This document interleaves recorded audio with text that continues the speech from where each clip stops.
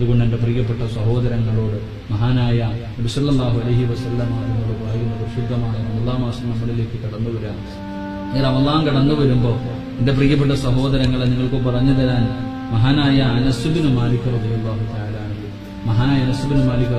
തആല അൻഹു പറയുന്നുണ്ട്, ആരെങ്കിലും നോമ്പ് തുറക്കുന്ന സമയം, അവസാനം നോമ്പ് മുറിക്കുന്ന സമയമുണ്ടല്ലോ, മഗ്‌രിബിന് തൊട്ട് മുമ്പുള്ള സമയം, ആ സമയത്ത് ഏതെങ്കിലും ഒരു മനുഷ്യൻ ഈ പറയുന്ന ഒരു ദുആ ഏതെങ്കിലും ഒരു മനുഷ്യൻ പറഞ്ഞാൽ അവന്റെ സർവ്വ പാപങ്ങളും അല്ലാഹു പുറത്തു കൊടുക്കുമെന്ന് റസൂലുള്ളാഹി സ്വല്ലല്ലാഹു അലൈഹി വസല്ലം. സർവ്വ പാപങ്ങളും അല്ലാഹു പുറത്തു കൊടുക്കും. മഹാനായ സഹാബി അവിടെ പറഞ്ഞു തരിക. അപ്പൊ ഇൻഷാ അല്ലാഹ് നോമ്പ് പിടിച്ച് നോമ്പ് തുറന്നു അവസാനം മുറിക്കുന്ന മഗ്‌രിബിന്റെ സമയത്ത് ഇൻഷാ അല്ലാഹ് കഴിവിന്റെ പരമാവധി എല്ലാവരും ഈ ദുആ മറക്കാതെ പറയാൻ ശ്രമിക്കുക, പഠിക്കുക. അല്ലാഹു ഭാഗ്യം നൽകി അനുഗ്രഹിക്കുമാറാകട്ടെ.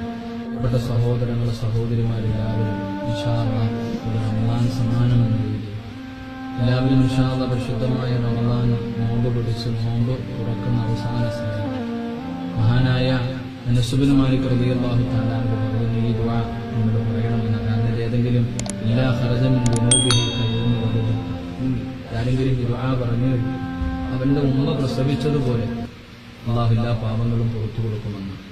ഇൻഷാ അല്ലാഹ് യാ അലീമു യാ അലീമു യാ അലീമു അന്ത ഇലാഹി ലാ ഇലാഹ ഗൈറുക يغفر ذنب العظيم فإنه لا يغفر ذنب العظيم إلا العظيم. ഈ ദിക്ർ ഇൻഷാ അല്ലാഹ് ഈ ഒരെണ്ണം പറഞ്ഞ് ഈ ദിക്ർ പറഞ്ഞിട്ട് വേണം നോമ്പ് തുറക്കുന്നതിന് തൊട്ട് മുമ്പുള്ള സമയം പറഞ്ഞാൽ യാ അലീമു യാ അലീമു യാ അലീമു അന്ത ഇലാഹി ലാ ഇലാഹ ഗൈറുക يغفر ذنب العظيم فإنه لا يغفر ذنب العظيم إلا العظيم.